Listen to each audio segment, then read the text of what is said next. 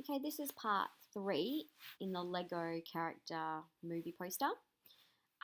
We're now going to add text and any other images that we can find. You can use the internet or you can use images that you've taken yourself. First, I'm going to show you how to use the text tool to add your title. So the text tool is this little T, which is down the bottom here. You click on that once and then you have options up the top here. So the first option is your fonts. You can actually download fonts from dafont.com, but to do that you'll just need to wait for me to get there and then I can show you how later. So I'm just going to choose a big bold font, so you want to do the same thing. I'm going to go Camp Kid, I think. Then you've got other options. Sometimes some text don't. This one's only got regular. And you've got the size. Size only goes up to 72, which in this case, if I click once, is actually quite small. So I'm going to make that bigger by writing in about 300. And then I'm just going to type with my caps lock on the word Lego to have a look how big it is. Oops. L-E-G-O. So still quite small, so I can highlight that with my mouse by clicking on the key on the mouse and dragging across the text. And I'm going to try, I want to go even bigger than that, so I'm going to try 500. Yep, that'll do. I might even be able to write movie after and then shrink it again. Let's go back down to 400. Highlight the text first. Change that to 400 by highlighting, so click and drag to highlight. Color is here, so I've chosen a color within her pants, so if I want to go brighter I can lighten that up. And then I'm going to go across to this one, this little tool with the arch thing. First I'm going to click OK. Comes up with wrap warp text. If I click down there I can actually arc it, and you've got more options, so I can do underneath bend, I can do a little bend, I can distort it. So you can play around with those, play around with these. You can make it like a flag. Choose one that you like, maybe a fish. What else can we do? Bulge it. I might bulge mine. Click OK when you're happy with it, and then tick up the top of your screen. I'm then going to get the move tool, which is on the left hand side, to move my text back onto the page. As you can see, it doesn't fit. So I'm going to go Command T on my keyboard and I'm going to shrink that down. So that's the free transform tool. Now, if that is not shrinking your text, for some reason it is not working, I'm just going to cancel that. I'm going to double tick on my T tool over here and I'm going to manually shrink it instead. So I don't know why that didn't work. Sometimes the computer just does funny things. Tick that, move that back into the center, and I have a title. I probably would prefer a thicker font, so I'm going to double click again, go up the top, and I'm going to change my font. I'm going to test them, see what looks good. So I've downloaded a few fonts off the internet. Oh, that one's pretty cool. Shrink that again so it fits. Tick it. Move it over. Command T. Still not allowing me to shrink it for some reason today. Oh yeah, it does. You just don't see the preview of it. Okay. And I don't like the color either, so I'm going to change that. Let's try orange. So we want something that's going to stand out. Some brown, no, blue, no, yellow. That's too bright. I think I might go I'm going to go back to the pink. Put a darker pink this time, or a brighter pink. Okay, click OK. Tick it. The next thing that I'm going to show you how to do is make that stand out even more by creating blending options. So on your text, right click on one of the words and go to blending options. Then you've got things like bevel and emboss. So if you click on the word, you've got options over here. You can play around with those options. So see how that's just making it bubble writing? I can go stroke, which will add a black outline. I can change the size so you can see it. I can do inner shadow, inner glow, all these other options that you can try. I like drop shadows. So if you change the distance, see how you can see that shadow behind my text? I feel like that makes it more three-dimensional. The spread is how thick that is, the size. It kind of blurs it out a bit. You really want your subject to stand out. So opacity is either really black or see-through. So I'm going to do it about there. And I'm going to click OK. So now my text is there and it stands out. If you can't see your text, drag it above your Lego character.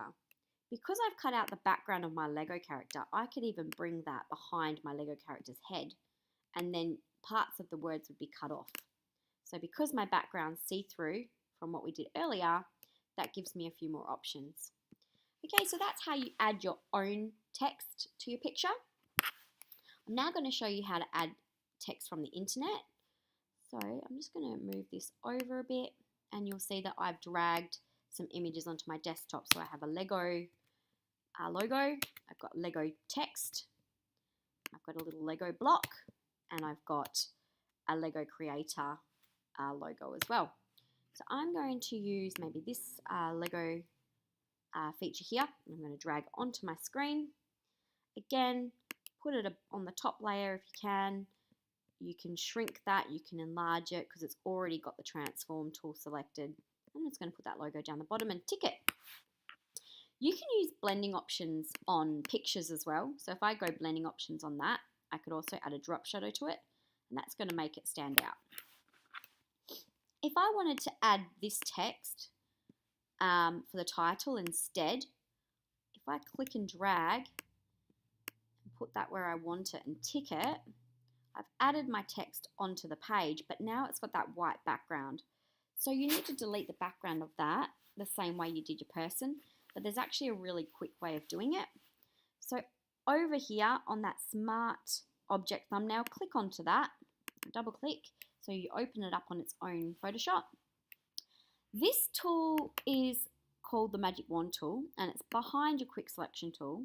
So right click, go down to Magic Wand, and then what this tool does is it selects everything of the same color. So because the background is plain white, it's going to select all the white areas. Now, as you can see, it's actually selected areas I don't want it to select, and that's because I have a tolerance quite high. I'm going to take that back down to 10, and I'm going to select the first box, and I'm going to click again.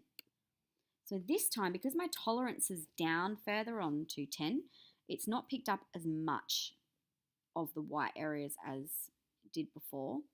If you would like to subtract those sections, just get the subtract minus from the selection and deselect it. If that doesn't work, Command Z and go into your selected mask tool, change it to be on an overlay, get your refine edge tool, and just like we did with the Lego characters, refine that edge, or freehand select that back again.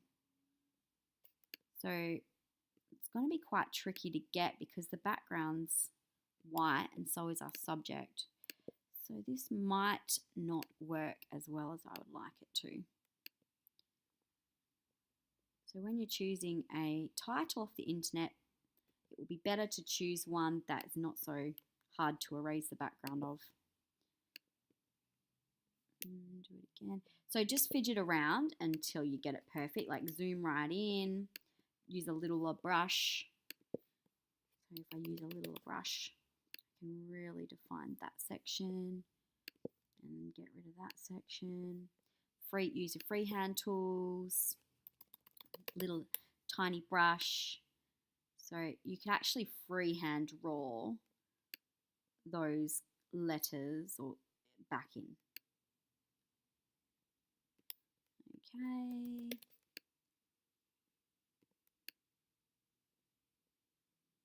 I'm not going to worry too much if it's messy at this point because I don't want to bore you for too long on the little fidgety steps.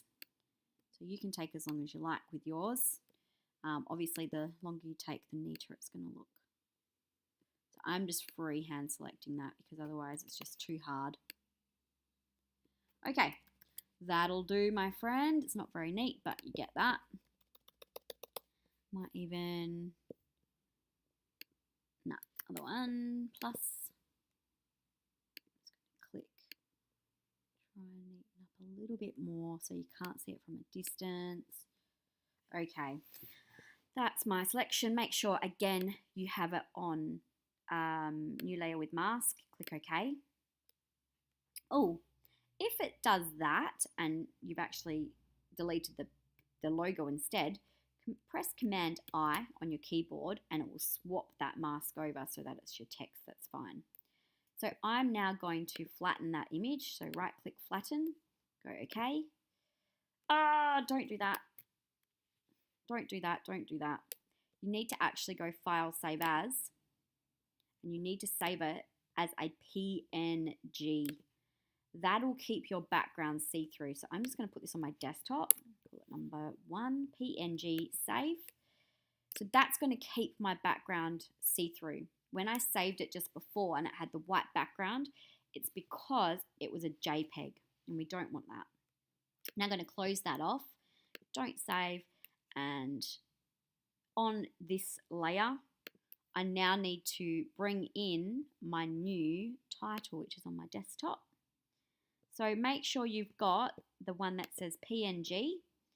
Drag that onto your picture.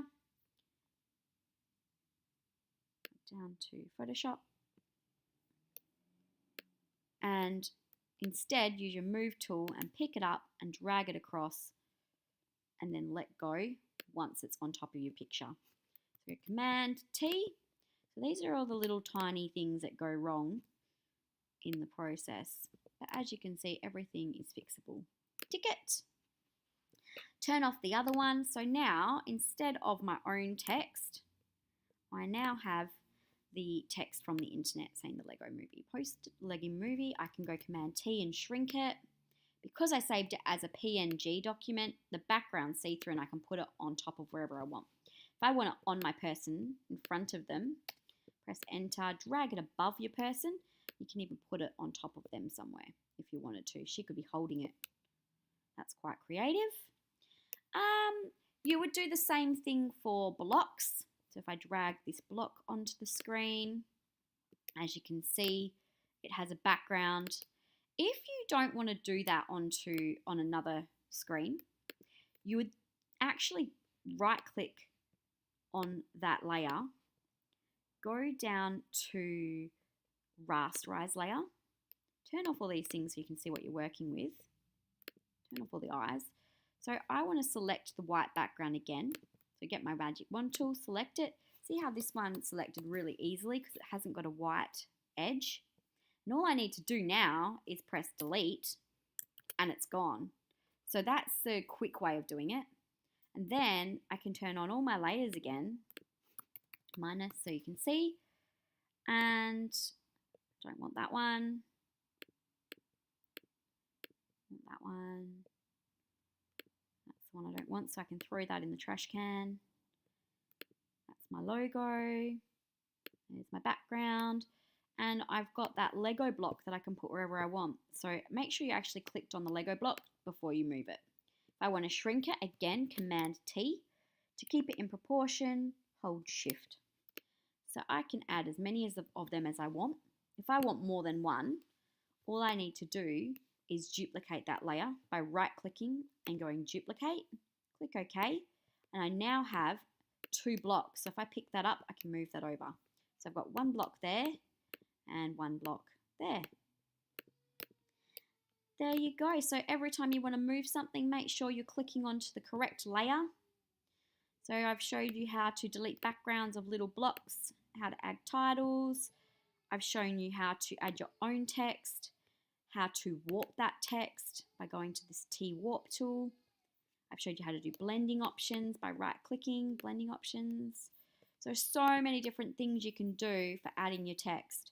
When you're happy with your design, please make sure you go Save As and make sure it is a TIFF document because I would like to see all these different layers that you've created. Call it Lego poster and save it into your storage folder so you don't lose it. There we go. Click OK, click OK, and you have got a finished Lego poster, hopefully. Thank you for listening.